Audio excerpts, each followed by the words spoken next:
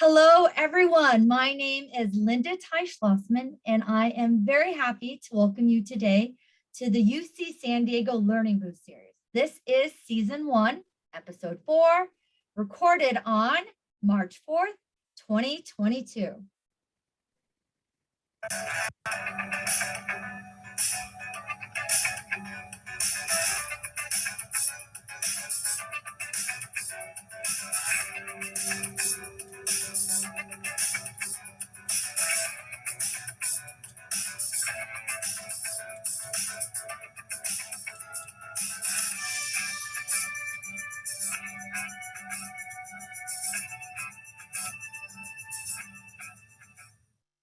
The UC San Diego Learning Booth series is a virtual series of talks introducing you to leaders, dreamers, innovators, and change champions throughout our community. We are here to inspire you with ideas, one talk at a time. Today's topic is conversations about change, crucial conversations in action. And our guest facilitator, our guest speaker for today is no other than Rachel Almodovar. She is our champion for communication and interpersonal skills. Now, if you're joining us live, I welcome you to put your questions and comments in the chat. We love to see an active chat, and we plan to pose a few questions and or comments to our featured speaker at the very end. Now, if you're joining us on the recorded version on YouTube, then we encourage you to also hit the like button and subscribe to the UC San Diego channel. Let me introduce you a little bit to our featured speaker, our champion for communication and interpersonal skills. That would be Rachel Almodovar. And she is the training and organizational development coordinator for the UC San Diego Library. She's a certified crucial conversations trainer. She is also trained in pro-sci change management, and she is a Clifton Strengths enthusiast.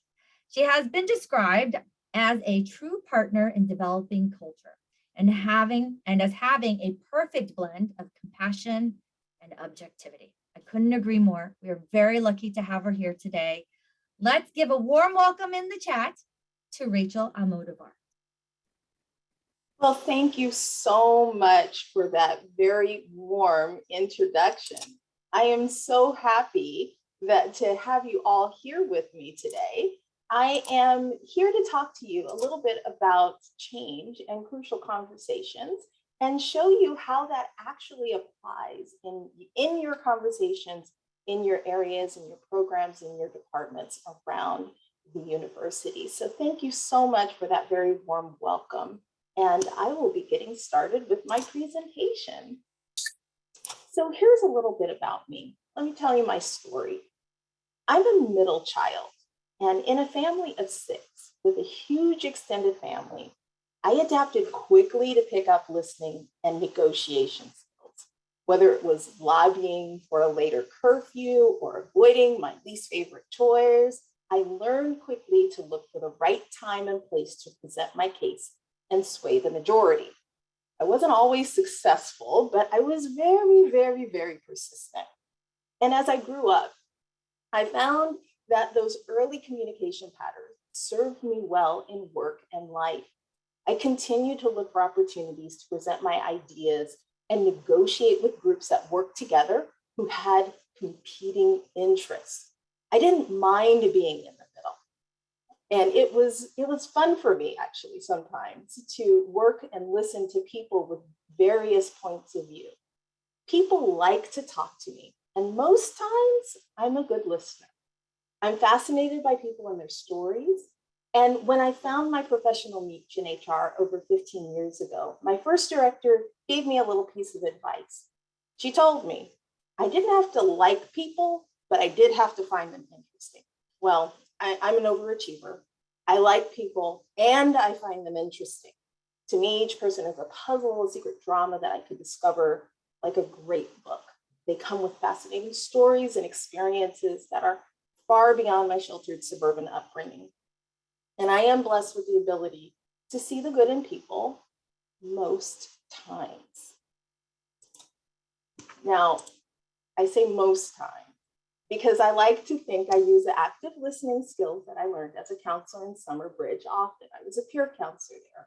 And I had some knowledge of my biases and lots of time with people who led lives very different than my own. Yet I always didn't unlearn the biases that I held. Yes, I was open to most people, but every now and again, I would encounter a different type of person. For example, a person who mocked my optimism, or challenged or actively undermined my authority, a person who hid the truth, a person who, in my judgment, made poor choices, or for me personally, the worst, ones that were just downright mean. How do I work with them? I found myself frustrated and exhausted after my interactions with them. And I desperately wanted a magic wand or mutant level mind control to make them believe what I believe and admit that I was right. So you see, I added a few pictures there to give you some examples. If you've ever read any X-Men comics, you'll quickly learn that people don't respond with gratitude if they feel that they have been manipulated or tricked or mind controlled. This lesson is true in the real world. I found that people that I interacted with almost had a superhuman ability to detect sincerity. My negotiation skills did not work well if my desire to dominate or win, if that was my true goal. I had to find a better purpose, one that I truly believed in and sincerely desired. So for me, that was creating a work environment where many different types of people can work together with respect and dignity. And that's what Crucial Conversations helps out with. Crucial Conversation maps out this process with mastering our stories. The framework allows space for self-analysis before the conversation begins. It challenges our biases and preconceived notions about the other person and creates opportunities to recognize that opposing force as a fully realized human being that's deserving of respect. Crucial Conversations makes the bold claim that you can discuss difficult topics, provide hard feedback, and conversely hear difficult feedback with less defensiveness. These conversations create an environment where change can occur because we make space for creativity and cooperation instead of resorting to competition and conflict. So take a look at the model. Mastering my stories is one of the first steps in the process. So before the conversation begins, I get to work on me first to prepare, to manage my emotions, to think through my perceptions, and to make space for other possibilities. If I take time to work on myself, I'm better prepared to state my path and point of view, and conversely look and listen, truly listen, for another perspective. And it invites the other person to share their viewpoints in safety so that we can move together towards action. Mastering my stories requires the awareness and the ability to question my own assumptions and gut reaction. It slows down the reaction time between the action and the subsequent reaction. It asks me to separate the facts from the judgment and emotions that influence my behaviors. It doesn't minimize my emotions, so I still feel these feelings, but it does give me the opportunity to decide how I want to respond to it. And maybe, just maybe, I want to respond in a different way than I've responded in the past. So let's take a look at how mastering my stories makes you slow down a little bit. It takes time to identify our own assumptions, and it takes some introspection to be able to challenge those biases. Too often, our efficient brain wants to categorize every behavior, action, or experience into the predetermined categories of good or bad. So let me show you how quickly these stories begin to impact work and personal relationships. Here's the model. You see and hear something, you tell a story about what you see and hear. Begin to feel something, and then you act. But it happens very, very, very quickly. Well, for example, I see and hear that my coworker is a no-show to a scheduled meeting. I can instantly start to tell a lot of negative stories about why they didn't show up. This person is rude and thinks their time is more valuable than mine. The least they could have done is send a message saying that they would be late or they need to reschedule. Obviously, my needs are not important. Okay? I can begin to feel insulted and angry. And if I choose to act in that mindset, I could send some pretty curt messages, maybe like an email telling them exactly how I feel about their work and their time. Maybe I CC their direct manager in that email. Okay. Or maybe I choose a more passive aggressive approach. And then when I see them again, I make a sarcastic joke about our schedule or timing. Or I can choose the most passive of responses, silently seething, avoiding or ignoring interactions with this person. These gut reactions cast the person who hurt or inconvenienced me into the role of the villain and makes me either the victim or helpless to future harm. The worst thing about it is if I choose the more passive responses, the other person may have no idea the depth of the impact of their behavior. What if there were another option?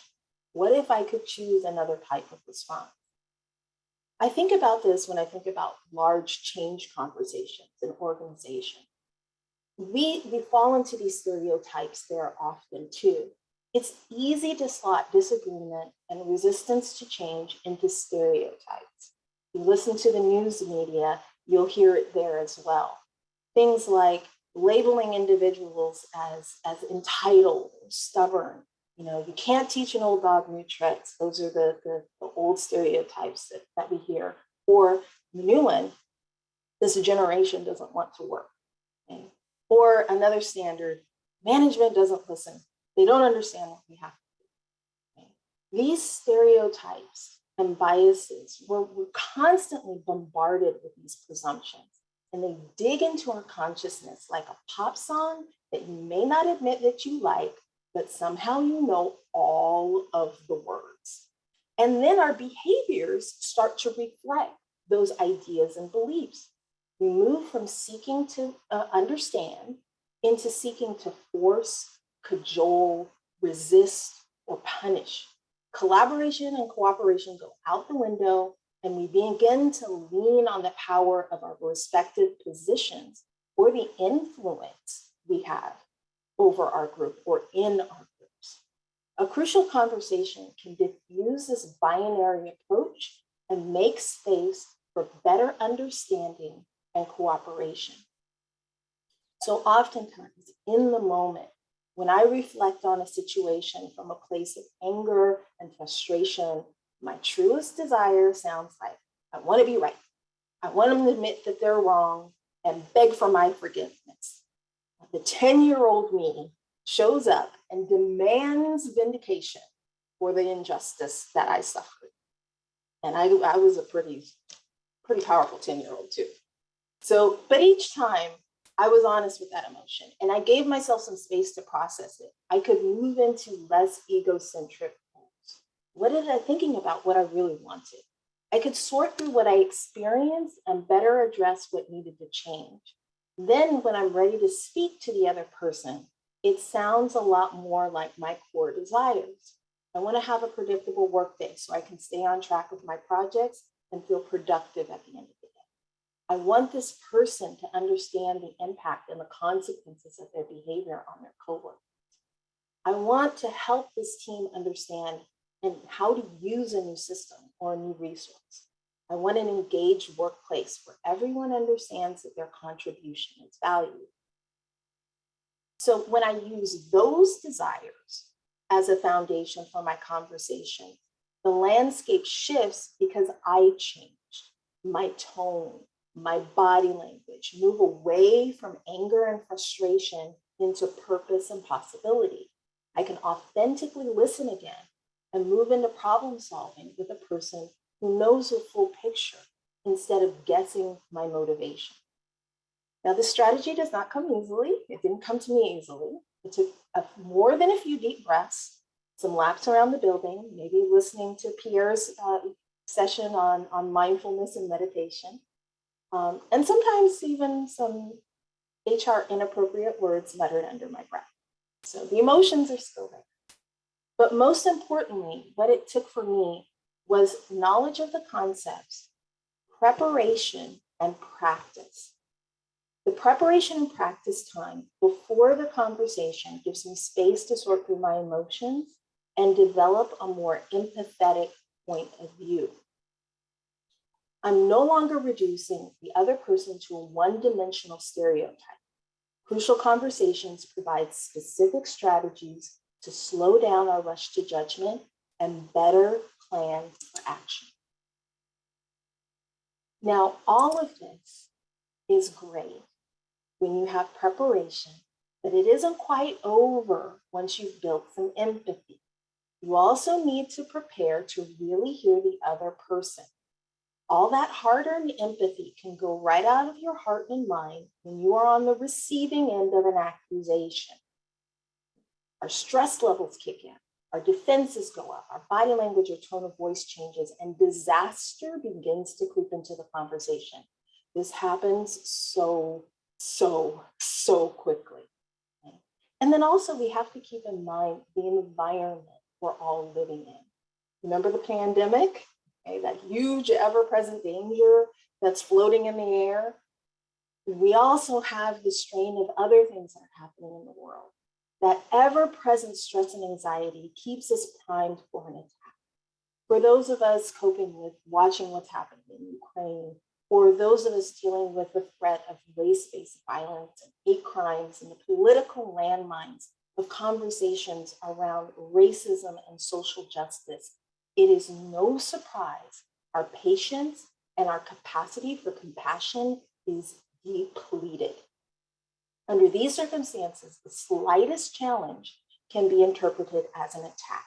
We can also, on the other side, feel so defeated that we don't even want to have the faith to try to have a conversation. This is what Crucial Conversation describes as a fool's choice. We see just two opposing sides with no win opportunities on either one of them. Some of them feel really overwhelming to address. And we've become so entrenched in patterns of communication that it feels hopeless to even make the attempt. I've experienced this personally with difficult conversations, particularly with family members.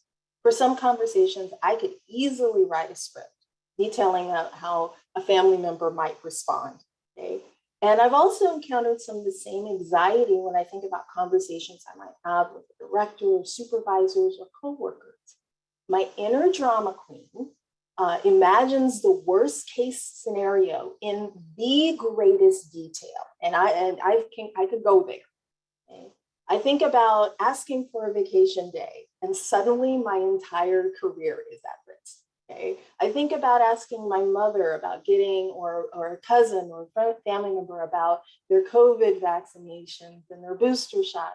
And suddenly that relationship will be irreparably broken.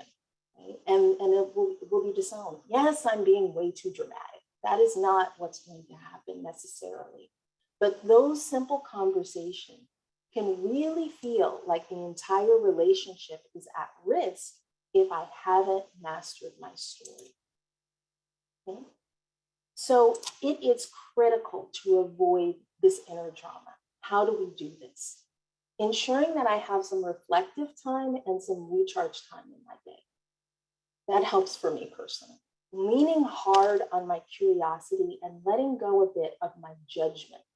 Extending some of the grace that I have received from others to others as a way to multiply that understanding and to create a culture where generosity is expected rather than used as a currency. Time and preparation help me prepare for the questions that I know will come, and it builds empathy towards others who are dealing with a challenging conversation or a challenging change. It also prepares me to hear the answers and remain curious, not just categorizing a response into a particular stereotype. When I enter that conversation about a touchy subject or about a major organizational change, I can be bravely honest about what will be difficult, what is at risk, and what potential benefits exist after implementation. But that happens after I've given myself space and time to deal with my initial reaction. And then I'm better prepared to communicate goals and needs. I can't say that I've been able to execute this 100% successfully and flawlessly every time. I'm still a human being, but I have become better at preparing for and recognizing the signs of a difficult conversation and managing my own emotions so that I can bring my best self to the conversation. And I can leave that 10-year-old pouty me behind where she belongs. I also know now when my tank is empty and I may need to take a time out and come back at a later time to that conversation. Fear and frustration don't live with creativity and innovation. If my less mature self begins to step forward, I know it's time for me to step back before more damage is done. I found that the core concept that I return to again and again in crucial conversations is a fierce, focused respect for the human being I'm speaking with. I hold on to that hope that I can find something that I can relate to. I'm a relator if you're interested. And that's a true value and the challenge of working with a diverse group of people. My skills, my viewpoints, and my experience will be expanded simply from the conversations and the interactions I have with my coworkers. If I can get out of my own way and my all too quick biases and judgments, I might see something valuable and learn something new. So I'd like you to think about this for a minute. That's vision. If you are interested in who that comic book character is, he's a thinker. I'd like you to think about mastering your stories. Think about how you got your way when you were a child. Do you ever use those same tactics as an adult? And think about now, what tactics do you use when you're stressed out or frustrated? Take a moment. I would love to see your reactions in the chat as you consider those questions.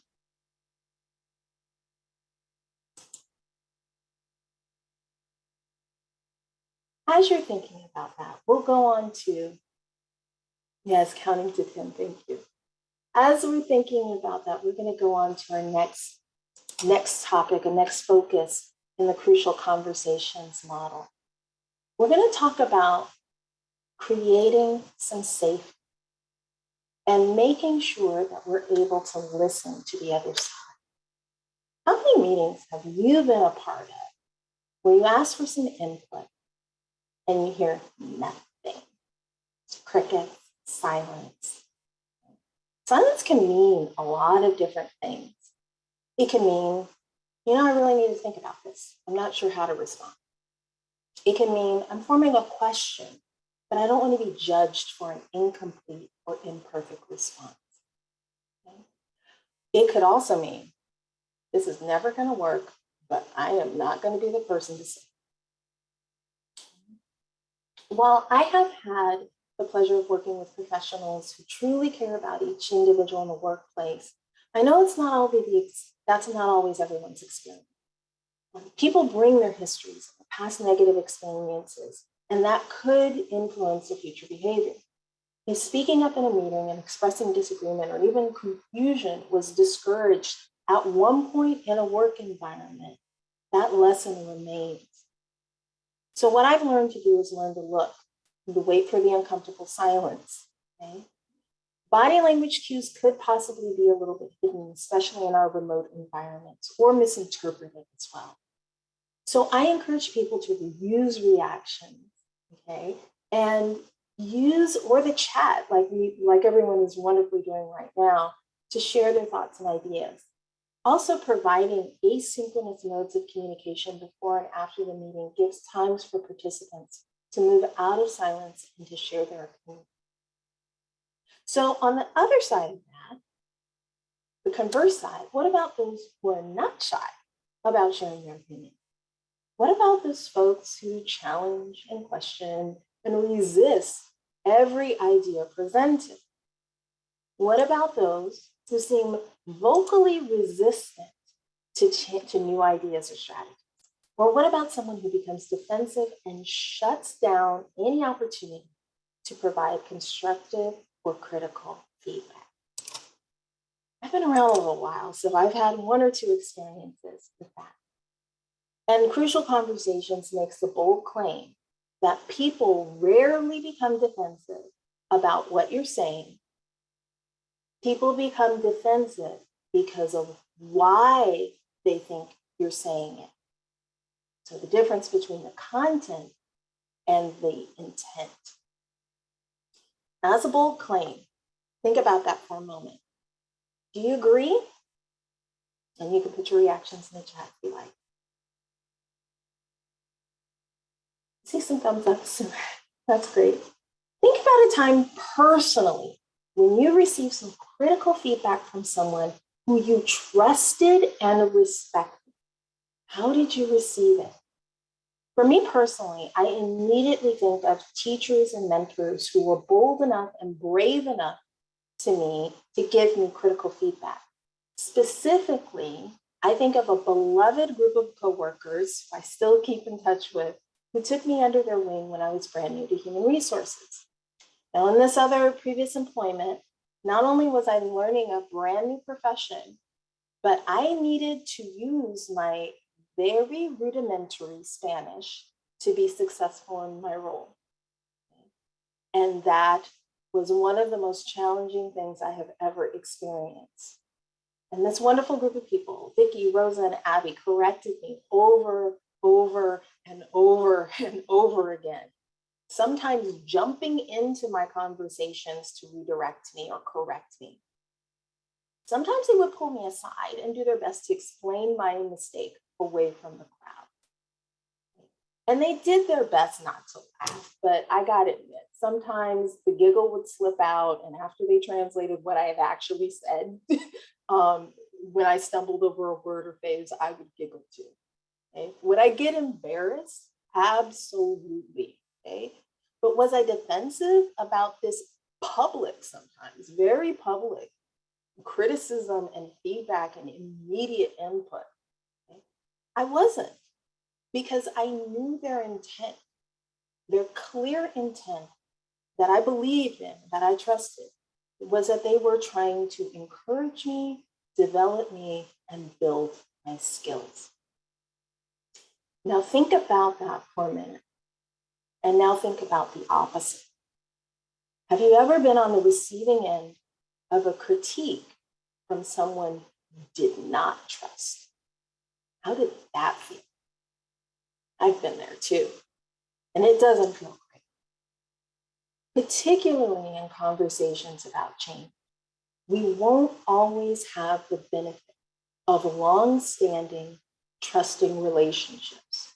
Sometimes we're having a crucial conversation with someone who does not assume our positive intentions. When that occurs, we need to recognize to rebuild safety into the conversation. And one of the ways you could do that is to very clearly state your intention. This is a skill that I use in crucial conversations a lot. Okay? It's called contrasting statements. These statements bring clarity to my actions and my intent. I use contrasting statements if I know that there's been a history of hesitancy or fear around communication. To invite security, I use phrases like, I don't want to put anyone on the spot. I do want to make sure we include your ideas and input as we move forward with this project. This action moves conversations out of subjective interpretation of motives and reasoning and clarifies the focus on collaborative problem solving. And that's what a crucial conversation really requires. It requires a collaborative exchange of information. We're not debating where there's winners or losers, right? We're trying to pull out and collaborate and exchange information. I can also use contrasting statements if I notice a more aggressive version of the defensive communication. Using a don't do statement allows you to address a potential misunderstanding by directing the conversation back to your true intent. Those phrases could sound like, I don't want to make this process more complicated. I do want to understand where we may need additional support. Or another one, I don't mean to criticize you or your processes. I do want to identify what best practices we can use in the future. And this fits in with our model of change management. This is the ADKAR model that talks about 5 different stages of change management. We start off with awareness of the need for change, a desire to support and participate in the change, knowledge of how to change, the ability to implement the required skills and behaviors, and then reinforcement to sustain the change. The model teaches us to expect resistance to change as a natural part of the process. So reflecting before the conversation allows me to change my emotions from defensive to curious, and questions start to arise, like, how do you think this will impact your work? And what's the biggest risk? Instead of choosing silence or defiance, we can create space for that healthy dialogue. And the experience of change, too, is subjective. Every individual moves through change at their own pace. Some transitions are more rapidly adopted and adapted to, maybe like working with a new student assistant or discovering a new resource. Other changes come with grief and loss. Retirements, resignations, even graduations can be bittersweet and filled with fear and nervous anticipation. I remember speaking with a group of staff who were experiencing change and loss. Once they felt safe enough to share their concerns, I realized the questions and the fears that they harbored were relatable, even universal. The questions sounded like, do I matter? Is my contribution valued? Does this work I've dedicated my life to make a difference in my community? Can I be successful? Can I be safe? You can skip past these questions, but you do it at your own peril. And I have done it. I've missed some of those opportunities because it is so very easy to plan out a project, set up timelines, complete tasks, produce a product or provide a service, hire performing teams and make it happen. They get it done on time, under budget, and with less resources than they had last year. So even if this is not the explicit mandate of our managers and directors, this internal drive, this inner voice that challenges us to continuously improve can easily drown out the very real and human need for connection, purpose, and gratitude. And these needs so often intermingle with the work that we choose to do. We have a need for safety, so we choose to work in an organization or institution that's stable and predictable. We have a need for belonging. We choose to work in teams, on committees or groups that make us feel connected. We have a need for higher purpose, and we choose to work for a university like UC San Diego. These types of choices are important, but in light of everything that we're grappling with, can you imagine grappling with those feelings and feeling isolated and unable to share or unsafe to share that critical information with your team or your supervisor? Is it possible that that could result in disconnecting or disengaging with the team, maybe even resisting change? What is the potential if we all had the skills to speak up and truly express our experiences about what is working and what needs to change? So I encourage you to consider, in light of all of our changes on campus, which is really, really impactful, that we consider to look, to learn and to look. The pandemic brought on a complete shift in our work environment. A record 4.5 million workers quit their jobs in November 2021 alone. According to the Society for Human Resource Management, many factors have led to the record-breaking number of people quitting, including ongoing health concerns, a desire for more flexibility, and workers switching jobs to take advantage of the stronger candidates market. We've been really going through it. So keep this in context and look for signs of grief and loss in your own behaviors. What's getting in the way of bringing your best self to work? Is there a way to make space to process your grief with a licensed professional or maybe a support group? that can give you a safe space to mourn the losses and cope with change? Is there a way for the entire team, if your team is experiencing this change and this grief and loss, to say their goodbyes and close this chapter of a project or a system change? One of the most creative expressions that I've witnessed was a Spotify playlist of breakup songs to Roger and Melville, two of our core systems in the library. We had an entire system-wide integrated system change in the library that aligned us with the entire PC. And we had a wonderful team of librarians and staff who worked on this for many, many years. But one of the nice little cherries on the top of this project was this Spotify playlist that they created. They invited the library to contribute songs of heartbreak, frustration, loss, growth, and gratitude. So I will share the playlist with you. And it allows you to connect with things like feelings like songs like You Win Again by Hank Williams and I Will Survive by Maria Gaynor. And it's a creative, regenerative resource to deal with the emotions that come along with the end of an era and the beginning of a new way of working. So share the resources that we have available, FSAP, ONSBUDS, all of the other resources that we have for mindfulness and meditation during our time of need. And particularly if you are in a position of leadership, volunteer the resources and commit to reducing the stigma associated with mental health services and support. Thank you for sharing that information in the chat. And for goodness sakes, please pause for a moment, just a moment, between your projects, even sometimes during your day, between tasks to reflect and encourage this. Our life's work is not just simply the accumulation of Outlook or JIRA tasks we complete. It's a greater connection to why we do our work. Sharing gratitude often with yourself and with the people around you. Thank them specifically for their individual unique skills and contributions, and let them know that they're important and how their specific contributions benefit the project. So adapting to change is rife with challenges. The last 2 years taught me that the only thing that I can predict is more change and more rapid change. And we experience this really intensely, like many of you have been experiencing around the university. So you think about the changes to our finance systems, timekeeping. We also had that system-wide integrated library system change.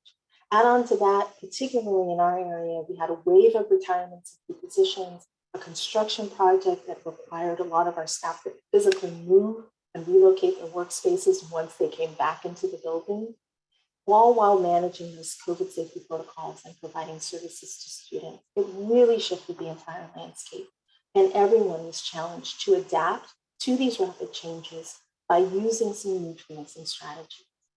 So remember, team success happens when diverse teams feel comfortable to experiment, to express, and to share their opinions and ideas when they feel that safe. Can use those comparing and contrasting statements, and also use it to compare and contrast the success of past highlights, success of the past to highlight the opportunities to use best practices again. My final topic brings us to creating a mutual purpose. And this is kind of it, but more towards the end of making it safe and hopefully listening in to the other side of the story and the perspective. What do you do if what you want and what the other person wants appears to be diametrically opposed? Okay? The nuanced reality of our work remains that when we are looking at limited time and resources, we have to make choices about our priorities.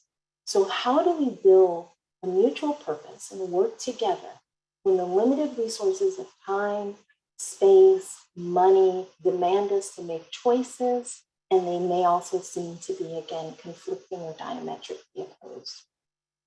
When confronting these challenges, a common pitfall is to approach the issue thinking there will be winners and losers. Creating a mutual purpose shifts that landscape from win to lose to win-win. It asks you to clearly state your investment in mutual success instead of individual success. And that lays the foundation for more creative problem solving because we build the desire to see more options and opportunities. That purpose becomes a guiding principle that allows us to change tactics and strategies. And then in your conversations, you can build both goals, both sides' goals, and brainstorm new ways to succeed. In the ADKAR model, building a mutual purpose could build and support a desire to change when there may be very little desire to change, or that is the blocker. That's the step that people are getting stuck on. It can also reinforce the reasons to maintain the change instead of reverting back to that strategy. I think about something as simple as the adoption of Zoom meetings for our regular staff meetings.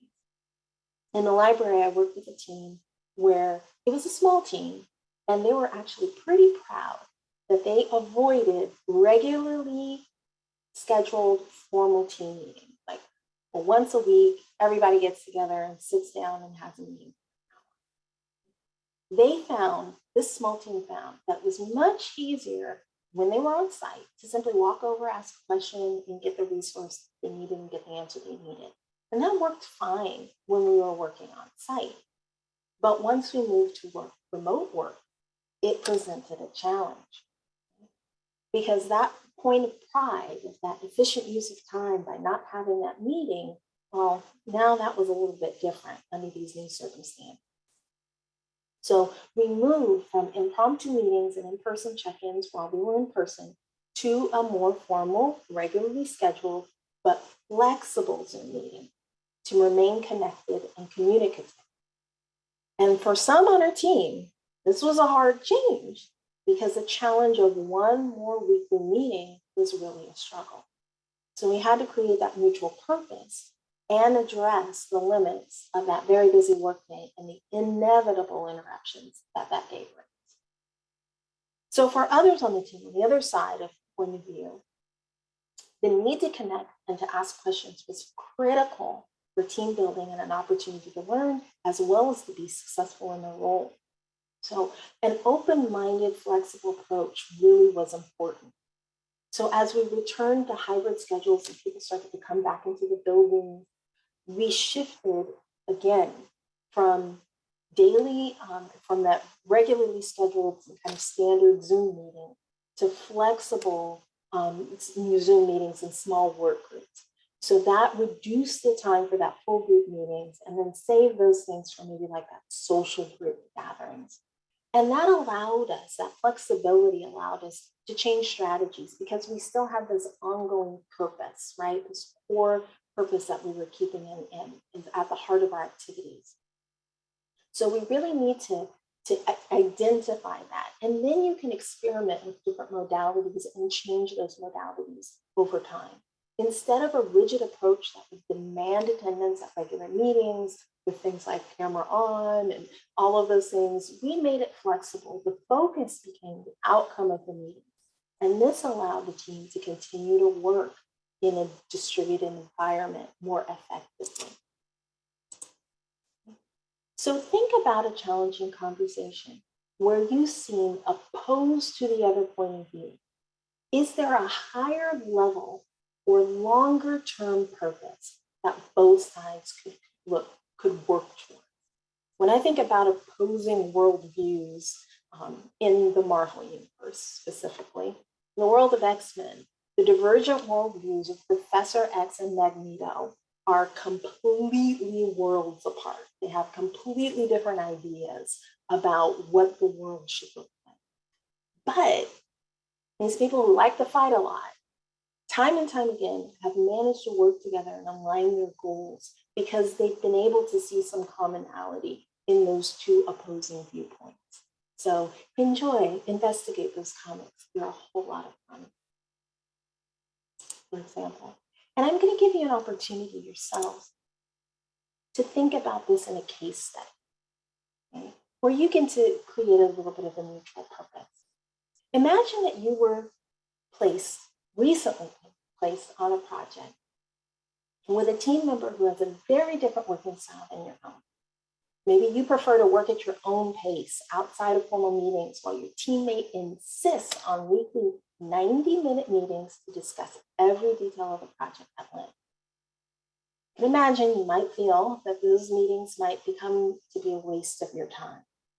And you decide to suggest alternative ways and even try to suggest alternative ways of working. But each time, your team member quickly dismisses the idea and seems offended by your suggestion. So think about that for a moment. What story might you start to tell about working with this person? Okay. Do you notice that there are some emotional reactions in this case study? Their emotional reactions and your emotional reactions? Did you notice that you're feeling frustrated? Did you notice that they're saying that they're feeling offended? Or they appear to be offended, possibly? Where are those emotions coming from? And how are they impacting your actions, the subtext of those conversations?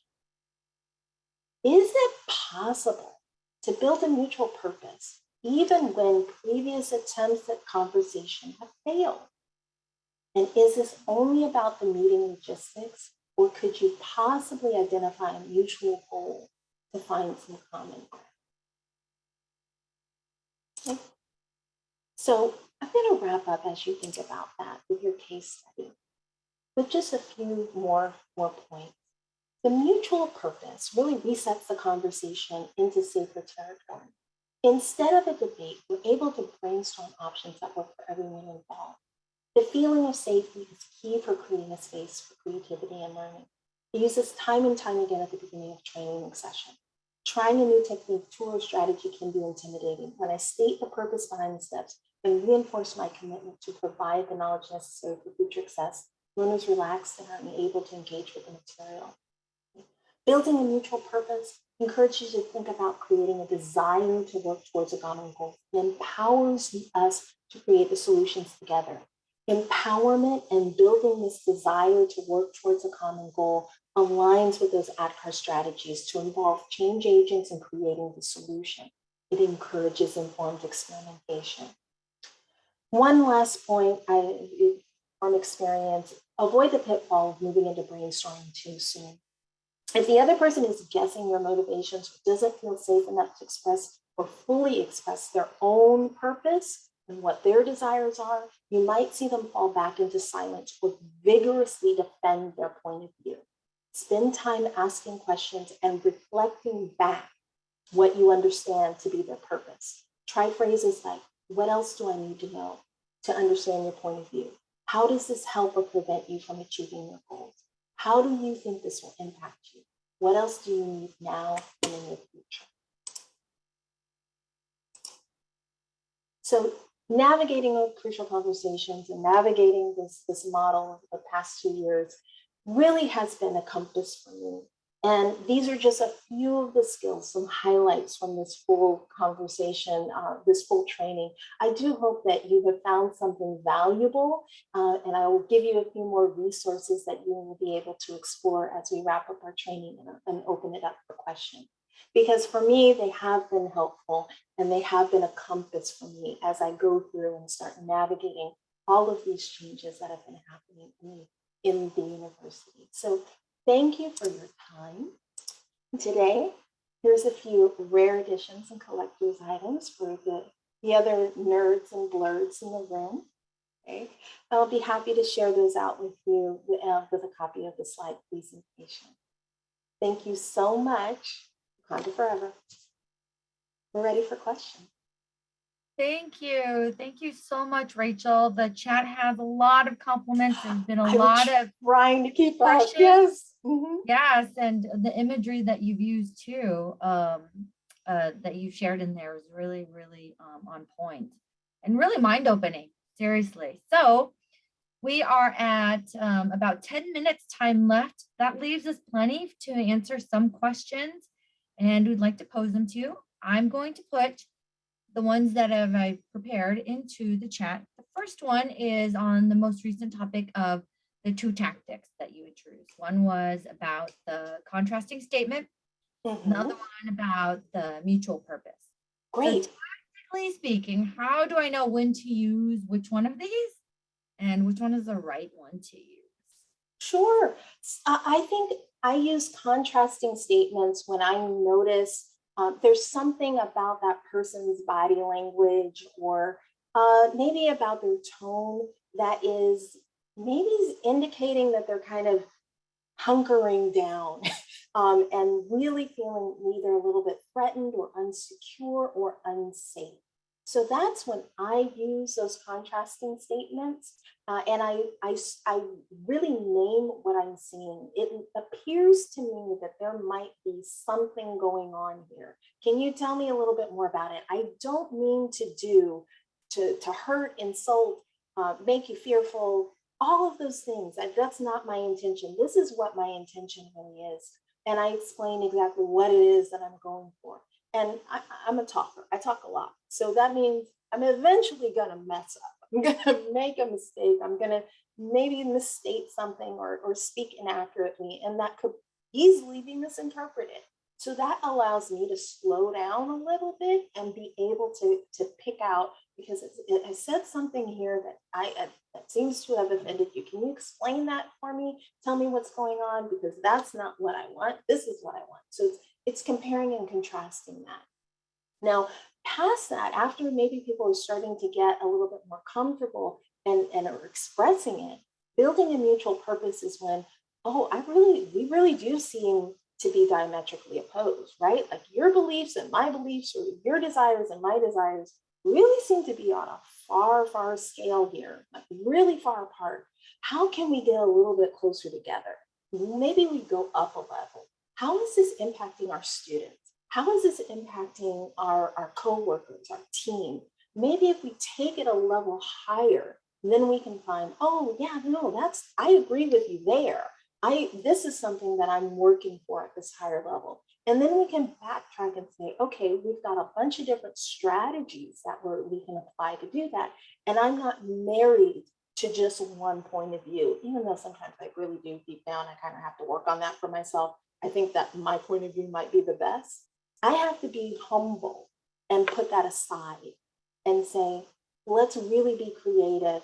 And I'm going to put aside maybe all my ideas about strategy and timelines and steps and all of those notions. Let me put that aside for a little bit so I can really hear what's going on here, and I can get the full picture.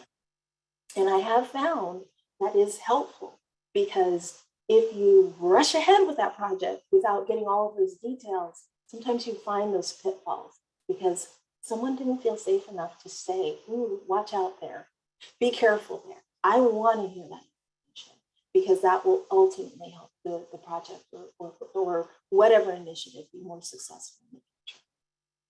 I'll pause there. Does that help address that? Does that answer your question? I'm going to look in the chat. I think it does. I think it's a good start. I think that you also clarifying that the mutual purpose, it can be articulated out loud or invented privately so that you can move forward with the conversation. That is also very helpful to know. It can work in different ways. So I have another question. Put it in the chat. It is regarding the section about mastering my stories. So in that section, there's a phrase that you use, work on me first. Mm-hmm. So I hear you say work on me first, and that makes sense. And it also doesn't feel fair if I'm the only one working on me first. So I want to know how to get other people to master their story.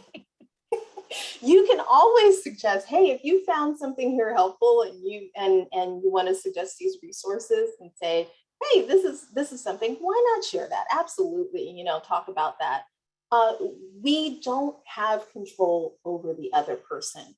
And again, if I could choose one mutant power, yeah, I would probably pick that mind control of Professor X, because that's really what you want. You want this other person to kind of change their mind or want to be better at their communication skills or work on themselves too. I have to be humble and let that go. I don't have control. I have control over me and my reactions and bringing my best self. So I have to kind of go back and work on myself a little bit more, maybe. Feel those emotions, feel all of that. And I also have to decide too, if I am ready to go and have that conversation again and give it an attempt. Because I found that if if I'm going into the conversation feeling defeated, oh, I'm going to try this again. I'm the only person working on this. This other person isn't making an attempt. Do you hear that story? That's another subtle way of me being a victim and placing myself in a victim role. I don't want to do that. I have choices. I have power. I have abilities. So I want to take control of that and decide, yes, I do want to give this an attempt, but really I want to believe that when I go into this conversation this time, it might actually work. And I have paused. And some conversations I've said, nope, I don't want to have that one with that person yet because I am not ready to believe that that person is ready to have that conversation. And I'm already bringing my own baggage into this conversation. And honestly, I'm a little bit itching for a fight. So instead, I find myself going to Twitter and watching a fight there, and that kind of helps to just diffuse it, right? Because Twitter is a great place to go just watch an argument or a debate, right? That's not what this crucial conversation is about. It's really about I'm trying to empathize with this other person and understand where they're coming from. If you're not ready to do that, that's okay. That's a choice, though. Remember that you have power and control over when you choose to make those attempts. Yes, thank you. I'm seeing some other good responses in the chat. I always like it when we can learn from other folks. I'm not the only expert in the room. We have so much knowledge and experience. It brings your best self to the conversation, set the tone for the conversation, and potentially inspire the other person to do the same, right? I think of, and I should have put in an article, I think of a quote by Ruth Bader Ginsburg, and I'm not going to say it exactly, but it talks about presenting your ideas or arguing in a way that people want to join you, right? We're presenting our ideas in a way that we're being, ultimately, that they are understanding that side. And it can be transformative when we see that. So that's my faith in that style of conversation and in that approach. Take care of yourself, though, because it can be exhausting, especially if you're feeling that way. Acknowledge those feelings. Thank you very much. Thank you. I think that's actually all the time we have for questions today. But I see a lot of activity in the chat. So if you have questions after the talk, please send us an email at staffeducation@ucsd.edu. And we will move those questions over to Rachel so that she can respond, or we will figure out a way to get an answer. Know that Rachel is also a guest instructor for staff education and development and human resources. And she will be teaching Crucial Conversations as a program twice this year. So, and as well, we do have more talks coming up for the Learning Boost series. Our next one will be with actually Dr. Sean Travers. So I put that in the chat as a poster that you can. Yes, there he is. Hi, Sean. Thank you so much. I get to introduce him. Yes, that's fantastic. Yay. So really, thank you, Rachel. And then thanks ahead for Dr. Sean Travers. Thank you so much for joining us live.